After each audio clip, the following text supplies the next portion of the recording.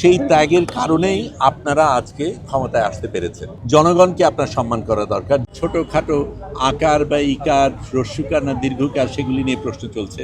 আমি যদি সেটাই ভাবতাম তাহলে তো সংবিধানে গণঅভ্যুত্থানের কোনো উল্লেখ নেই, বিপ্লবের কোনো উল্লেখ নেই, প্রধানমন্ত্রী পালিয়ে যাবার কোনো উল্লেখ নেই। সেগুলিকে তো আমরা আলিঙ্গন করতে পেরেছি এই কারণেই যে জনগণ সকলে মিলে রাস্তায় নেমেছে, তার আকাঙ্ক্ষা প্রকাশ করেছে, রক্ত দিয়েছে, ত্যাগ করেছে। সেই ত্যাগের কারণেই আপনারা আজকে ক্ষমতায় আসতে পেরেছেন। আপনারা বৈধভাবে এসছেন এবং জনগণের রায়ের ভিত্তিতেই এসছেন। এই বৈধতাটা আপনারা গ্রহণ করতে পারেন, অথচ অন্য বৈধতাটা গ্রহণ করতে পারবেন না, সেটার কোনো যুক্তি নেই।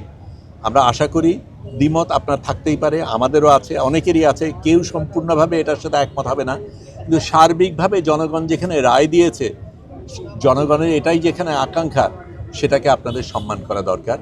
জনগণকে আপনার সম্মান করা দরকার। জনগণ যদি সর্বোচ্চ জায়গায় থাকে, সংবিধানের উপরে থাকে, সেটা আপনার আমার সকলেরই গ্রহণ করার প্রয়োজন।